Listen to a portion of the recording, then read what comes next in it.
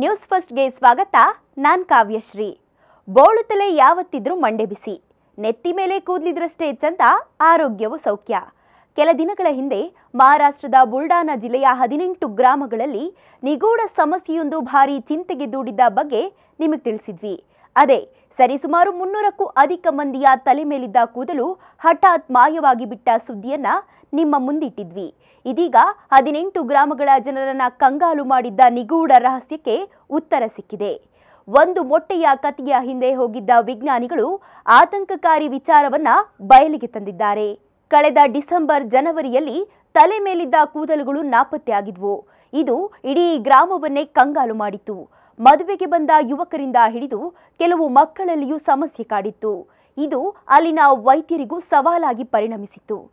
ಸರ್ಕಾರದ ಆದೇಶದಂತೆ ಐಸಿಎಂಆರ್ನಿಂದ ಉನ್ನತ ಮಟ್ಟದ ತನಿಖೆ ನಡೆದಿತ್ತು. ಇದೀಗ ವಿಜ್ಞಾನಿಗಳು ಅಸಲಿ ಸತ್ಯವನ್ನ ಬಿಚ್ಚಿಟ್ಟಿದ್ದಾರೆ. ತನಿಖೆ ಆರಂಭಿಸಿದ ವಿಜ್ಞಾನಿಗಳು ಊರಿನ ನೀರು, ಮಣ್ಣು ಸೇರಿದಂತೆ ವಿವಿಧ ಸ್ಯಾಂಪಲ್ ಸಂಗ್ರಹಿಸಿಕೊಂಡು ಹೋಗಿದ್ರು.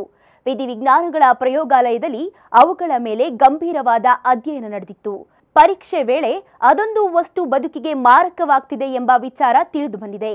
ಇದೇ ಕಾರಣಕ್ಕೆ ಕೂದಲು ಮಾತ್ರವಲ್ಲದೆ ತಲೆನೋವು, ಜ್ವರ, ಮೂಳೆ ಸೆಳೆತ, ನೆತ್ತಿಯಲ್ಲಿ ತುರಿಕೆ, ಮೈ ಜುಮ್ ಎನ್ನುವುದು, ವಾಂತಿ, ಲೂಸ್ ಮೋಷನ್ ಸೇರಿದಂತೆ ಅನೇಕ ಆರೋಗ್ಯ ಸಮಸ್ಯೆಗಳು ಕಾಣಿಸಿಕೊಂಡಿದ್ವು ಅಂತ Raigad Bavaskar hospital and research ಸೆಂಟರ್ನ ಎಂಡಿ ಡಾಕ್ಟರ್ ಹಿಮ್ಮತ್ ರಾವ್ ತಿಳಿಸಿದ್ರು.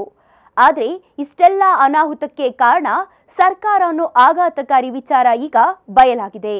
ಬಡವರಿಗೆ ಅಂತ ಸರ್ಕಾರ ಉಚಿತ ದವಸ ಧಾನ್ಯಗಳನ್ನ ವಿತರಿಸೋದು ಹೊಸದಲ್ಲ.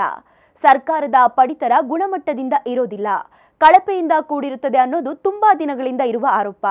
ಅದರಂತೆ ಈ 18 ಗ್ರಾಮಗಳಲ್ಲಿ ಸರ್ಕಾರ ಪಡಿತರ ನೀಡಿದೆ.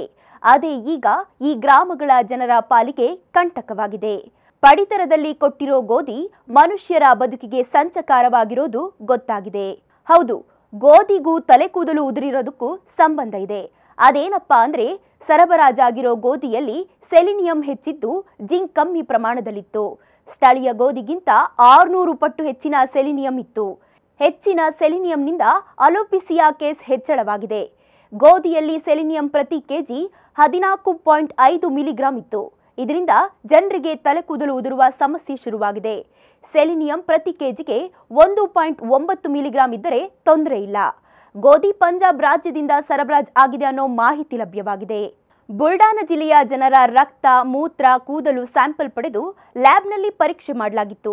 ಈ ವೇಳೆ ಜನರ ರಕ್ತದಲ್ಲಿ 35 ಪಟ್ಟು, ಮೂತ್ರದಲ್ಲಿ 60 ಪಟ್ಟು, ಕೂದಲಿನಲ್ಲಿ 150 ಪಟ್ಟು ಹೆಚ್ಚಿನ ಸೆಲಿನಿಯಂ ಅಂಶ ಇರೋದು ಪತ್ತೆಯಾಗಿದೆ. 18 ಗ್ರಾಮದ 8 ವರ್ಷದಿಂದ ಹಿಡಿದು 72 ವರ್ಷದೊಳಗಿನ ಜನರ ತಲೆ ಮೇಲಿದ್ದ ಕೂದಲು ಇದ್ದಕ್ಕಿದ್ದಂತೆ ಮಾಯವಾಗಿತ್ತು. ಗೋಧಿಯ ಸ್ಯಾಂಪಲ್ ತಾಣಿಯ ವರ್ನಿ ಅನಾಲಿಟಿಕಲ್ ಲ್ಯಾಬ್ನಲ್ಲಿ ಪರೀಕ್ಷೆ ನಡೆದಿದೆ. ತಲೆ ಕೂದಲು ಮಾಯವಾಗಲು ಅಸಲಿ ಕಾರಣ ಕೊನೆಗೂ ರಿವೀಲ್ ಆಗಿದೆ. ಆದರೆ ಐಸಿಎಂಆರ್ನಿಂದ ಇನ್ನೂ ಅಧಿಕೃತವಾಗಿ ಮಾಹಿತಿ ಹೊರಬಿದ್ದಿಲ್ಲ. ಶೀಘ್ರದಲ್ಲೇ ಐಸಿಎಂಆರ್ ಅಸಲಿ ಸತ್ಯ ಹೇಳುವ ಸಾಧ್ಯತೆ ಇದೆ. ಇದೀಗ ಸರ್ಕಾರ ನೀಡುವ ಪಡಿತರ ಜನರ ಆರೋಗ್ಯಕ್ಕೆ ಎಷ್ಟು ಸುರಕ್ಷಿತ ಎಂಬ ಪ್ರಶ್ನೆ ಎದ್ದಿದೆ. ಸ್ಪೆಷಲ್ ಸುದ್ದಿಗಾಗಿ ನೋಡ್ತಾ ಇರಿ ನ್ಯೂಸ್ ಫಸ್ಟ್, ನಿರ್ಭೀತಿಯಿಂದ ನಿಮ್ಮ ಪರವಾಗಿ.